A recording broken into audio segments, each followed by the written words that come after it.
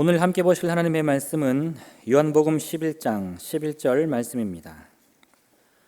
요한복음 11장 11절 말씀 제가 봉독하겠습니다. 이 말씀을 하신 후에 또 이르시되 우리 친구 나사로가 잠들었도다. 그러나 내가 깨우러 가노라. 아멘. 우리는 나사로라는 이름을 잘 압니다. 성경 가운데 나오는 인물 중에 하나고요. 우리는 나사로에 대한 여러 이야기들을 사실 들었습니다. 그런데 성경을 자세하게 보면 우리는 나사로의 이름이 굉장히 친숙하지만 이 나사로에 대해서 나오는 부분은 성경에 두 부분밖에 없습니다. 물론 마리아와 마르다가 언급되고 나사로의 이름이 나오는 곳도 있지만 나사로의 이야기가 등장하는 곳은 성경에 단 두 곳입니다. 하나는 오늘 우리가 보는 요한복음 11장입니다. 여기에는 마르다와 마리아의 오라비 나사로에 대한 이야기가 나오고 나사로가 죽었다가 다시 살아난 이야기가 등장합니다. 다른 한 군데는 누가복음 16장입니다. 누가복음 16장에 있는 나사로의 이야기는 하지만 진짜 나사로의 이야기는 아닙니다. 왜냐하면 예수님께서 바리새인들과 또 사람들에게 비유로 이야기하실 때에 이 나사로를 들어서 이야기하셨기 때문입니다. 누가복음 16장에 나오는 이야기는 사실 진짜 이야기는 아니지만 예수님께서는 비유를 통하여서 이 가운데 아주 중요한 것을 우리들에게 이야기하셨습니다. 여기에는 부자와 그리고 나사로가 등장합니다. 이 부자는 아주 호화롭고 그리고 풍족한 사람이었습니다. 아무 일도 하지 않아도 잔치만 해도 충분히 살 수 있는 사람이었고요. 반면에 이 비유 가운데 나오는 나사로는 거지 중에서 아주 상거지였습니다. 아무 먹을 것도 없고 할 것도 없어서 이 부자의 집 앞에 그냥 누워서 혹시나 부스러기가 떨어질까 기다리고 있는 자였고 그의 몸도 성치 않아서 개가 와서 그의 몸에 헌대를 핥았다. 이렇게 이야기를 합니다. 한 동네에 살았지만 아주 두 사람의 처지가 달랐습니다. 그런데 이 두 사람의 처지가 아주 다른 것은 죽은 다음에도 계속됩니다. 반대로 부자는 죽은 다음에 저 음부로 가게 되고 나사로는 죽은 다음에 낙원으로 가게 됩니다. 그래서 그 음부에서 지옥에서 굉장히 고통받던 부자가 저 위에 낙원에 나사로가 아브라함의 품 안에 안겨 있는 것을 보고 아브라함에게 자기 조상에게 부탁합니다. 아브라함이시여, 나사로에게 이 손가락에 물을 좀 찍어서 내 혀에 대서 내 혀를 좀 시원하게 해 주시옵소서. 그러자 아브라함의 대답이 얘야, 내가 있는 곳과 우리가 있는 곳 사이에는 큰 구렁이 있어서 거기서 올 수도 없고 우리가 갈 수도 없다 라고 말합니다. 부자는 한 가지 부탁을 더 합니다. 아브라함이시여, 저 세상에는 지금 저 세상에는 내 형제 5이 아직 살아 있습니다. 그런데 그들에게 좀 나사로를 보내주셔서 죽은 다음에 이런 일이 있으니까 잘 살으라고 이야기를 좀 해주십시오.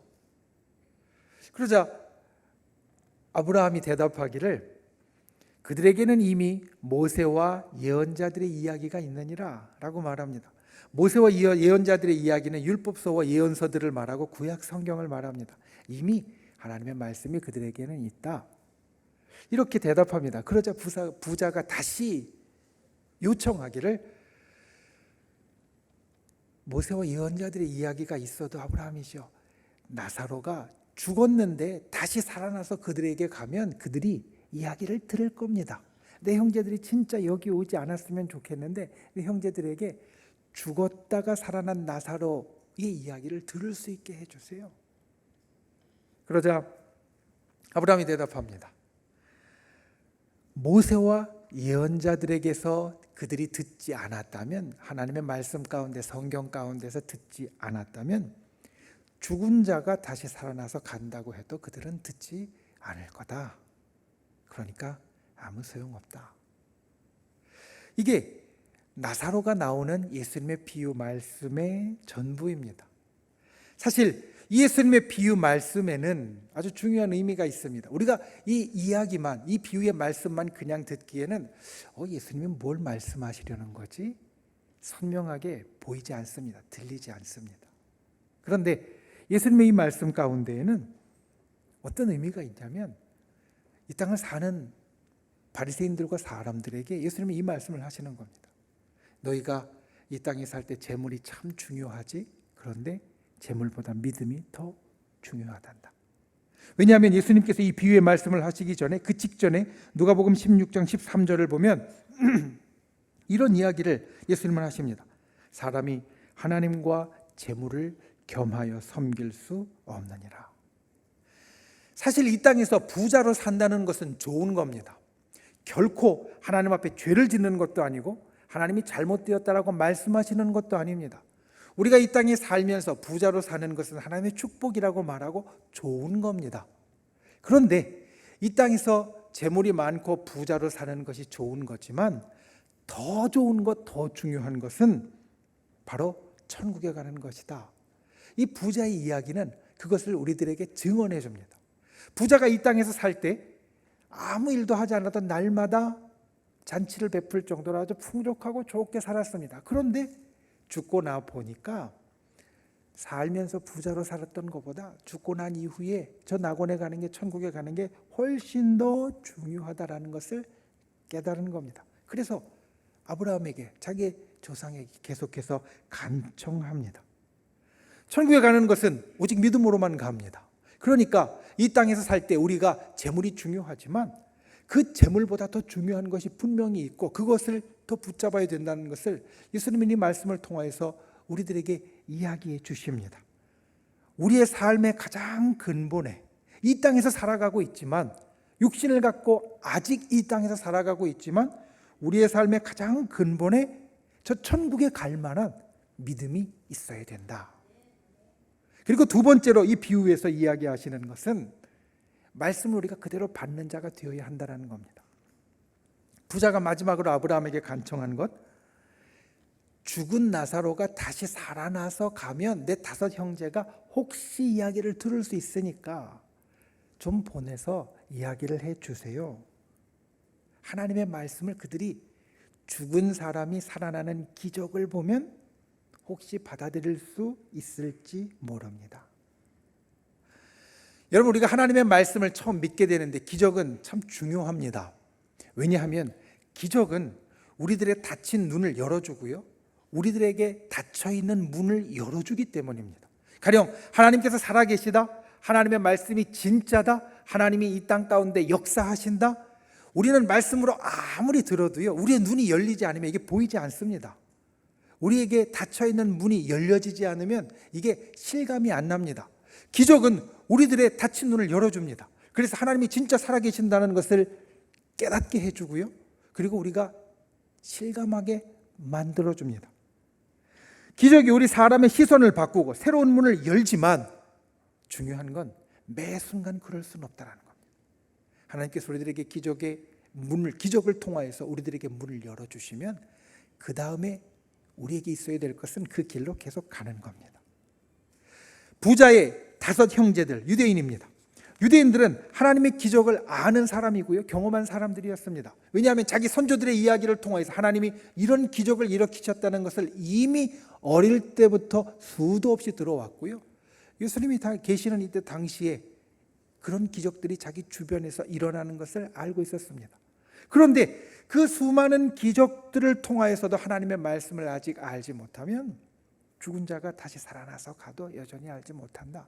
반대로 이야기하면 기적이 날마다 일어나지 않아도 말씀을 그대로 믿고 순전하게 받는 것이 우리의 삶에 진짜 중요하다라는 겁니다. 저는 말씀을 전하는 사람입니다. 그런데 이 나사로의 비유의 말씀을 보면서 제가 말씀을 전하는 사람이지만 저보다 말씀을 듣는 여러분이 훨씬 더 중요하구나 라는 걸 깨닫게 됩니다. 제가 여러분들에게 날마다 기적을 보여준다고 해도, 제가 여러분들에게 날마다 새로운 말씀으로 일깨워 준다고 해도 그게 중요한 게 아니라 여러분에게 한 번 일어나는 기적으로, 여러분에게 한 번 깊이 들어왔던 깨달음으로 우리가 하나님의 말씀을 순전하게 받는 길을 열고 계속해서 주의 말씀을 그대로 믿고 가는 것, 이게 우리의 삶에 있어서 정말 중요하다는 겁니다.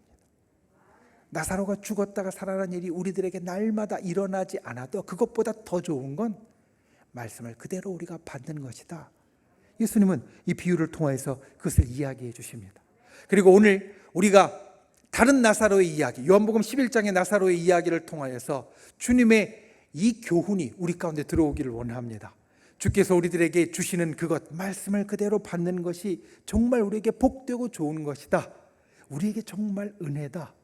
이것을 오늘 요한복음 11장의 말씀을 통하여서 저 여러분의 심령 가운데 담으실 수 있기를, 또 이 가운데 그와 같은 일이 일어날 수 있기를 예수님의 이름으로 축원을 드립니다. 첫 번째, 주님 안에서 죽음이 잠으로 바뀝니다. 오늘 말씀의 제목이 주님 안에서 바뀝니다 입니다. 자, 우리 요한복음 11장의 다른 나사로의 이야기, 우리가 오늘 말씀의 서두에서는 누가복음 16장의 나사로의 비유의 이야기를 여러분 우리 함께 나누었는데, 오늘 우리의 본문인 요한복음 11장의 나사로의 이야기는 사실 아주 중요한 성경의 부분입니다. 요한복음 11장에는 나사로가 죽었다가 다시 살아나는 것을 우리들에게 이야기해 주고 있는데, 요한복음 전체를 놓고 보면 일전에 여러분들과 함께 나누었듯이 아주 중요한 포인트를 이 요한복음 11장은 만들고 있습니다. 유대인들의 지도자들이 이 요한복음 11장 전에는 예수님을 랍비로 여겼습니다. 선생님으로 여겼고요, 찾아와서 이야기도 했고, 예수님이 하시는 말씀이 자기들의 전통적으로 가르치고 배워왔던 것과 조금 다르기는 하지만 그래도 하나님의 말씀을 전하는 분이라고 여겼습니다. 그런데 요한복음 11장이 지나고 나면 이 유대인들 지도자들의 태도가 180도 바뀝니다. 랍비로, 선생님으로 인정했었는데 이제는 우리와 함께 하지 못할, 우리가 반드시 죽여야만 될 그런 사람으로 바뀝니다. 이 유대인들의 태도가 180도 바뀌는 그 한중간에 바로 나사로의 죽음과 부활이 있습니다. 나사로가 죽었다가 다시 살아난 것, 그것이 그들에게 정말로 큰 일이었다는 겁니다. 요한복음 11장에는 나사로가 병들어 죽습니다. 그리고 나사로가 병들어 죽게 되었을 때 그 누이들이 예수님께 기별을 했는데 예수님이 늦게 오십니다. 오늘 우리가 본 11절 말씀의 그 앞에 보면 나사로가 병들었다 함을 들으시고도 계시던 곳에서 이틀을 더 계셨다. 바로 오신 것이 아니라 이틀을 더 계셨다. 이렇게 이야기하고요. 예수님이 오시니까 이미 나사로가 죽었습니다. 사람들이 다 슬퍼하고 눈물 흘리고 곡하고 애통하고 있습니다. 그런데 예수님은 그들 앞에 다른 이야기를 하십니다. 오늘 우리의 본문처럼 우리 친구 나사로가 잠들었다. 사람들은 분명히 나사로가 죽었다라고 여겼는데 예수님은 나사로가 잠들었다라고 말씀하십니다. 분명 나사로는 죽었습니다. 왜냐하면 다른 사람들이 다 바보는 아닙니다. 죽고 산 것을 구분 못할 정도로 바보는 아닙니다. 거기 있던 나사로의 식구들과 동네 사람들과 친지들이 볼 때 나사로는 분명히 죽었습니다. 그들이 분명히 확인했습니다. 그러니까 거기에서 곡도 하고 또 눈물도 흘리고 이 장례를 진행하고 있었던 겁니다. 그런데 나사로는 분명히 죽었는데 이 죽음이 잠으로 바뀝니다. 상상해 보십시오. 나사로가 무덤에 들어가 누워 있습니다. 그런데 예수님이 그 무덤 입구에 돌을 치우라고 하시고 나사로야 나오라 라고 말씀하십니다. 그러니까 누워있던 나사로가 일어나서 배를 동인 채로 걸어 나왔다. 성경에 이렇게 이야기합니다. 자, 이게 죽은 겁니까? 아니면 잠자는 겁니까? 누워있다가 잠자는 거면 그냥 죽은 거면 그대로 있어야 될 겁니다. 그런데 성경의 증언은 나사로가 일어나서 무덤에서 걸어 나왔다라고 말합니다. 사람들이 분명히 죽은 것을 확인했는데 일어난 결과는 무엇이었느냐? 잠에서 깬 것처럼 일어나 걸어 나온 겁니다. 사람들이 배로 동여 놓은 것이 오히려 좀 어색할 정도로. 그러니까 이 말씀을 보면서 우리가 분명히 깨닫는 것은 예수님 안에서 죽음이 잠으로 바뀌었다라는 겁니다. 죽음도 분명히 사실이었습니다. 그런데 그 끝에 보면 나사로가 잠자는 것 같은 것도 분명히 사실입니다. 바뀐 겁니다. 어떻게 바뀌었느냐? 예수님 안에서 분명히 죽은 사람이었는데 잠자는 사람으로 바뀌어진 것이고, 예수님이 나오라고 말씀하시니 그 변화가 나사로에게 일어나게 되어진 겁니다. 요한복음에는 7가지 기적이 나옵니다. 사실 다른 복음서에는 예수님의 많은 기적들을 이야기해 주고 있는데, 요한복음에는 예수님이 일으키신 기적이 딱 7개, 어떻게 보면 셀렉션입니다. 7개만 선별해서 우리들에게 보여줍니다. 일러줍니다. 첫 번째, 예수님께서 물을 포도주로 바꾸신 기적이 나오고요. 두 번째, 신하의 아들을 멀리에서 직접 가지 않으시고 고치시는 기적. 세 번째, 38년 된 병자를 고치시는 기적과 네 번째, 오병이어의 기적이 나오고, 다섯 번째, 무리를 걸으시는 기적, 그리고 여섯 번째, 날 때부터 맹인된 사람을 고치시는 기적, 그리고 일곱 번째로 죽은 나사로가 살아나는 기적. 요한복음에는 딱 이 7개의 기적만 나옵니다. 그리고 죽은 나사로가 살아나는 기적은 이 기적들의 마무리이고, 요즘 젊은 사람들이 하는 말로 하면 끝판왕입니다. 다른 모든 것들을 다 덮을 정도로 죽음을 삶으로 바꾼 끝판왕입니다. 경천동지할 만한 아주 놀라운 사건이었고요. 그래서 유대인들 지도자의 생각이 확 바뀌게 되어진 겁니다. 그리고 이것은 나사로의 일뿐만 아니라 우리의 일입니다. 우리는 이 땅을 살면서 때로는 죽음이 잠으로 바뀐다는 것을 실감하지 못합니다. 왜냐하면 아직 안 죽었으니까. 나는 아직 안 죽었으니까 죽음이 잠으로 바뀐다는 것 말씀 가운데서는 이야기해 주지만, 이게 어떤 느낌인지 우리는 잘 100% 이 가운데 느끼지는 못합니다. 그런데 때로 이 비슷한 것이 우리 가운데 있습니다. 죽음 같은 절망의 순간들. 제가 우리 성도님들과 상담을 하다 보면, 신앙으로 이야기를 하다 보면 제일 힘든 분들이 어떤 분들이냐? 때로는 어려움에 처하고, 때로는 다른 생각을 갖고 있고, 때로는 오해가 있고, 때로는 여러 의견들로 저에게 와서 이야기하거나 또 가지고 있는 괴로운 것들을 이야기하는 분들이 있는데, 그 다양한 분들 가운데 제일 힘든 분이 어떤 분이냐면, 목사님 안 돼요. 어떤 이야기를 해도 안 된다고 이야기하는 분들입니다. 큰 절망 속에서 모든 것이 다 안 된다고 이미 포기해버린 분들. 기도하면 될 거예요. 목사님 기도해도 안 돼요. 예배 드리면 될 거예요. 목사님 예배 드려도 안 돼요. 하나님과 가까이 해보세요. 하나님 가까이 아무리 가도 안 돼요. 모든 것이 다 안 된다고 할 때, 그때 어떻게 보면 제가 같이 이야기하고 기도해주고 또 북돋아주기 제일 힘든 경우가 되어집니다. 마치 경험하고 있는 그 절망이 죽음같이 아주 크기 때문에 도저히 가망이 없다고 생각해서 어떤 이야기를 해도 받아들이지 못하는 겁니다. 그런데 여러분, 우리에게 때로 절망의 순간이 있을 때, 그 절망이 아무리 크다고 해도 여러분, 그 절망은 죽음보다는 약한 겁니다. 우리가 이 땅을 살면서 죽음 같은 절망을 경험해도 그 죽음 같은 절망은 진짜 죽음보다는 약한 겁니다. 여러분, 나사로는 죽었습니다. 죽었는데 다시 살아납니다. 그 죽음을 이겼습니다. 그러니까 우리가 이 땅에 살할 때 때로는 죽음 같은 절망을 경험한다 해도 여러분, 우리는 그것을 이길 수 있습니다. 주님은 진짜 죽음을 잠으로 바꾸신 분이십니다. 우리가 주님의 능력을 의지하면 죽음과 같은 일들을 우리는 잠으로, 다른 것으로 바꿀 수 있습니다. 주님 안에 있으면 이와 같이 바뀝니다. 죽음이 잠으로 바뀝니다. 날마다 이 주님의 능력을 생각하는 분들이 되시기 바랍니다. 날마다 이 주님의 능력을 품는 분들이 되시기를 바랍니다.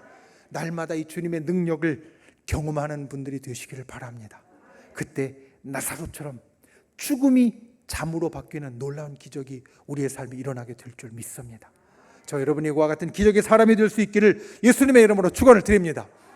두 번째로, 주님 안에서 위기가 기회로 바뀝니다. 요한복음 11장에는 아주 큰 위기가 나오는데요, 그 위기를 곰곰이 살펴보면 두 가지 종류의 위기로 우리는 나눌 수 있습니다. 하나는 질병과 죽음, 목숨을 잃는 위기입니다. 나사로와 그리고 누이들인 마리아와 마르다는 이 위기를 절감하고 있었습니다. 나사로는 아팠고요. 그리고 점점 죽음을 향해 가고 있었습니다. 도저히 다른 방법으로는 안 될 것 같아서 예수님을 청하기까지 했습니다. 마리아와 마르다는 거기에 플러스해서 나사로가 경험하는 육신의 질병과 죽음, 거기에 플러스해서 사회적인 죽음까지도 경험하고 있었습니다. 우리가 성경을 놓고 이야기를 할 때 성경에 가장 약한 자들이라고 하면 고아와 과부를 말합니다. 그런데 고아와 과부가 왜 약한 자들이냐면 당시 유대 사회는 어떤 일을 하든 간에 성인 남성 보호자가 있어야 됐습니다. 사회적인 활동을 하고 누구에게 싸움이 있을 때 보호해주고 대변해주고 대신 나서주고 이런 것들이 성인 남성만 할 수 있었고 다른 사람 할 수 없었습니다. 그러니까 이 마리아와 마르다에게는 이제 부모님도 안 계시고 그리고 성인 남성이라고는 오라비밖에 없는데 이 오라비 나사로가 죽으면 자기들은 고아와 과부 같이 사회적으로는 거의 죽는 상황으로 내려가는 겁니다. 이들에게는 이와 같이 질병과 죽음의 위기가 있었고요. 또 하나의 위기가 사실은 이들에게 있었습니다. 그것은 무엇이냐면 신앙과 신뢰를 잃어버리는 위기입니다.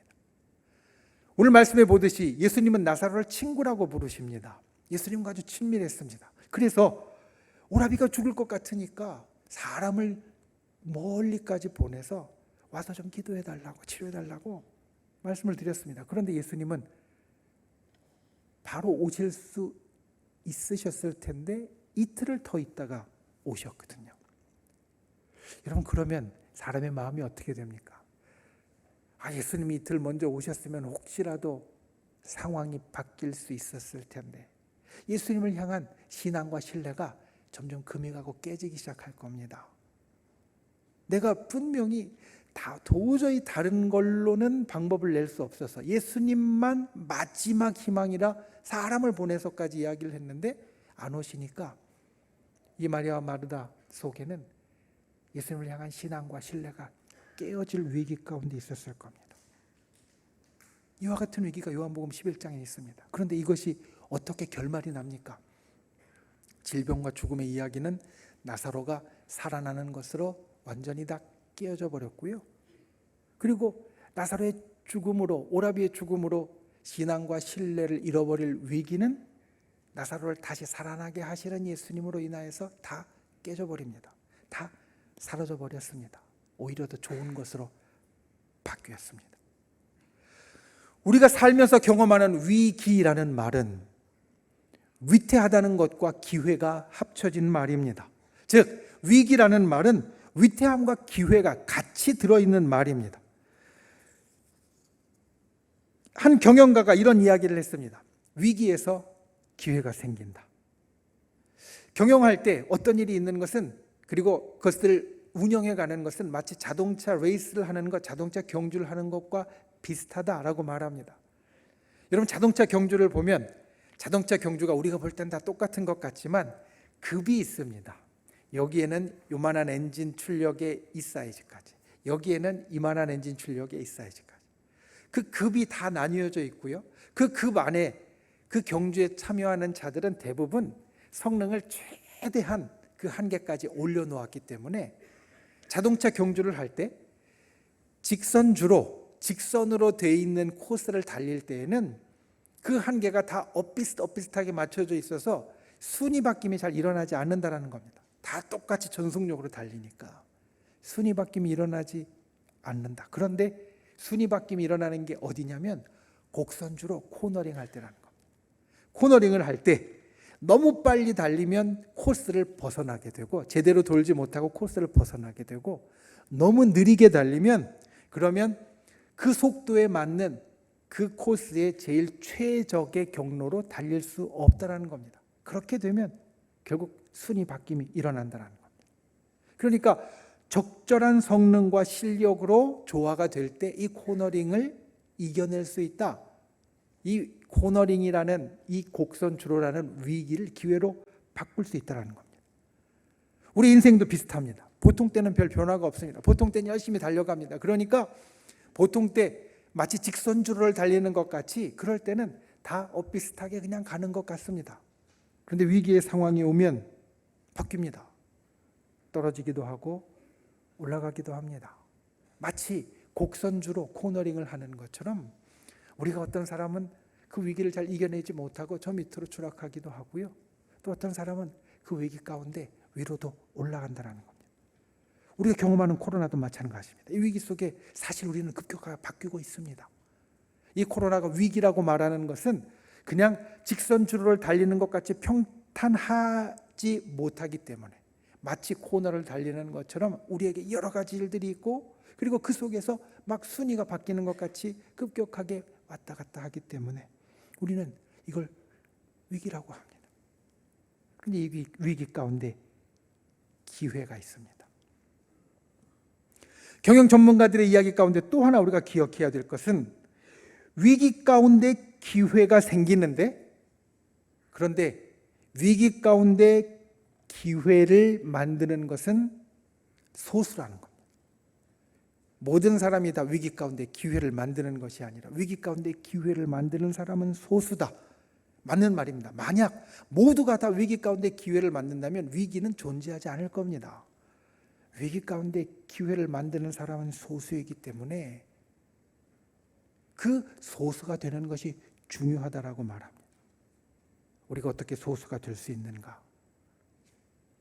믿음 안에서 우리가 볼 수 있는 것은 바로 오늘 말씀입니다. 나사로는 아주 큰 위기의 상황을 맞았습니다. 아까 말씀드렸듯이 질병과 죽음의 위기가 있었고 그리고 신앙과 신뢰의 위기가 있었습니다. 그런데 나사로는 그 위기를 기회로 바꾸어서 나아갔습니다. 어떻게 그렇게 되었는가? 주님과 가까웠기 때문입니다. 친구라고 불리는 주님과 가까운 자였기 때문에 나사로는 위기를 기회로 만들었습니다. 주님의 기적이 나사로의 기적이 되었고 나사로의 위기가 기회로 바뀌었습니다. 여러분 우리가 위기 가운데 있을 때 이것을 기억해야 됩니다. 믿음으로는 위기 가운데 있을 때 주님과 가까우면 우리는 위기를 기회로 바꿀 수 있다는 겁니다. 위기를 기회로 바꾸는 소수 가운데 들어갈 수 있다는 겁니다. 위기의 상황이 오면 어려운 상황이 오면 괴로운 상황이 오면 위태로운 상황이 오면 더 기도하는 분들이 되시기 바랍니다. 주님과 더 가까운 분들이 되시기를 바랍니다. 여러분 잠자면서 잠자리에 들면서 위기라고 생각되면 더 기도하십시오. 다니면서 길을 다니시면서 위태하다고 생각되면 더 기도하십시오. 주님과 더 가까이 지내려고 노력하십시오. 밥을 먹을 때나 하다못해 화장실에 갔을 때에도 위기라고 느껴지면 주님을 더 찾고 주님과 기도하십시오. 그때 우리가 나사로와 같이 위기를 기회로 바꾸는 자가 될 수 있습니다. 여러분 주님 안에서 위기가 기회로 바뀝니다. 우리가 주님 안에 있을 때 주님의 능력으로 우리의 위기가 기회로 바뀌어집니다. 그런 사람이 되시기 바랍니다. 나사로의 주님이 나의 주님이십니다. 나사로의 기회가 나의 기회입니다. 나사로의 기적이 나의 기적입니다. 우리가 위기를 기회로 바꾸는 주님의 능력을 갖는 귀한 분들이 되실 수 있기를 예수님의 이름으로 축원을 드립니다. 말씀을 맺습니다. 나사로 그 이름의 뜻을 이렇게 이야기합니다. 이 나사로라는 이름은 아마도 히브리어 엘아자르라는 데서 왔을 것이다. 엘이라는 것은 하나님을 이야기하고요. 아자르는 도우신다라는 겁니다. 나사로라는 이름의 뜻이 하나님이 도우신다라는 말입니다. 그리고 나사로의 이름처럼 주님이 나사로를 도와주셨습니다. 그리고 이 말씀을 우리들에게 전해주신 주님은 오늘 우리를 도와주십니다. 여러분 도우시는 주님 안에서 우리의 삶이 바뀝니다. 도우시는 주님 안에서 우리의 인생이 바뀝니다. 사실 사순절은 이 바뀌는 시간입니다. 세상 사람들의 눈으로 볼 때 사순절은 고난에서 시작해서 죽음으로 끝나는 시간입니다. 고난으로 시작해서 점점 더 힘들어지고 어려워지다가 죽음으로 끝나는 시간입니다. 그런데 우리가 믿음의 눈으로 보면 이 사순절은 바뀌는 시간입니다. 고난과 죽음이 생명과 부활과 능력과 역사로 바뀌어지는 시간입니다. 여러분 주님은 이와 같은 주님이십니다. 우리가 부족하고 연약할 때 주님의 능력과 함께하는 분들이 되시길 바랍니다. 도저히 안 되는 것 같은 상황에 주님의 능력을 이 가슴에 담는 분들이 되시길 바랍니다. 그리고 오늘 말씀을 통해서 분명히 기억하십시오. 주님 안에서 죽음이 잠으로 바뀝니다. 여러분, 주님 안에서 위기가 기회로 바뀝니다. 우리 인생에 이와 같이 주님의 놀라운 역사가 일어날 수 있기를, 특별히 이 위태로운 때에 그와 같은 능력을 경험하는 분들이 되시기를 예수님의 이름으로 축원을 드립니다. 기도하겠습니다. 우리 시간 말씀을 생각하며 함께 기도하시겠습니다. 주님 안에서 죽음이 잠으로 바뀌고 주님 안에서 위기가 기회로 바뀝니다. 주님, 이와 같은 능력의 역사가 내 삶에 일어나게 해달라고, 주님과 더 가까운 자 되게 해달라고 우리 함께 기도하고, 또 믿음의 손을 우리 아픈 곳 위에, 연약한 곳 위에 얹고, 또 우리의 소원을 담은 가슴에 얹고, 주여 이 시간 주께서 우리 가운데 놀라운 주의 역사와 또 놀라운 주의 능력을 나타내 주셔서 우리를 치료해 주시고 또 응답해 달라고 주여 3번 간절히 부르신 후에 통성으로 함께 기도하겠습니다. 주여, 주여, 주여. 귀하신 주 하나님, 주께서를 붙잡아 주시고 아버지 하나님의 놀라우신 은혜와 역사를 살펴주시니 감사를 드립니다. 주님, 주님 안에서 바뀝니다. 주님 안에서 바뀝니다. 죽음이 잠으로 바뀌고 위기가 기회로 바뀝니다. 오늘 이 나사로에게 일어난 역사가 우리에게 일어난 역사가 되게 하여 주시고, 나사로에게 나타낸 주님의 능력이 나의 능력이 되게 하여 주시옵소서. 특별히 위태로운 때에 그와 같은 주님의 크신 기적이 우리의 삶에 일어나도록 주께서를 도와주시옵소서. 이 시간 믿음의 손을 얹고 간절히 기도 응답하여 주시되, 주님, 진실로 우리의 연약함과 병든 것과 괴로운 것, 어려운 것 주님께서 치료하여 주시고 회복시켜 주시고 온전케 하여 주시며 우리의 마음의 소원 가운데 응답하여 주셔서 주님께서 우리에게 주시는 놀라운 역사가 일어나게 하여 주시옵소서. 기도하는 자마다 하늘의 역사가 나타나는 크신 구원의 능력이 임하게 하여 주시옵소서. 우리를 사랑하시는 주님, 우리가 그 주님의 사랑 안에 있기를 원합니다. 주님 안에 거하기를 원합니다. 주님과 함께하기를 원합니다. 왜냐하면 주님 안에서 바뀌기 때문입니다. 오늘 나사로처럼 주님 안에서 죽음이 잠으로 바뀝니다. 주님 안에서 위기가 기회로 바뀝니다. 우리의 삶의 날마다 이와 같은 역사가 일어나게 하여 주시옵소서. 주님의 능력이 일어나게 하여 주시옵소서. 주님의 기적이 나타나게 하여 주시옵소서. 이 시간 믿음의 손을 얹고 간구합니다. 주님, 우리의 병든 것, 연약한 걸 치료하여 주시옵소서. 마음의 소원 가운데 응답하여 주시옵소서. 주여, 우리 가운데 세상에 어떤 위태한 일이 있다 할지라도 하늘의 능력과 역사가 임하는 주의 백성으로 주의 놀라운 구원의 기적이 나타나게 하여 주시옵소서. 나사렛 예수의 이름으로 명하노니 우리를 둘러싼 모든 어둠의 세력들은 묶음을 놓고 떠나갈지어다, 사라질지어다, 물러날지어다. 주여, 기적의 능력이 따르게 하여 주시옵소서. 돌아가는 발걸음 지켜주시고 이 한 주간의 삶 가운데 주님 안에서 우리의 위태로움이 기회로 바뀌어지는 놀라운 시간이 되게 하여 주시고, 이번 주간에 시작되어지는 새로운 한 달 4월이 그와 같은 주님의 기적의 시간이 되도록 우리를 붙잡아 주시옵소서. 성령여 우리 가운데 임재하시고 동행하여 주시옵소서. 예수님의 이름으로 간절히 기도하옵나이다. 아멘.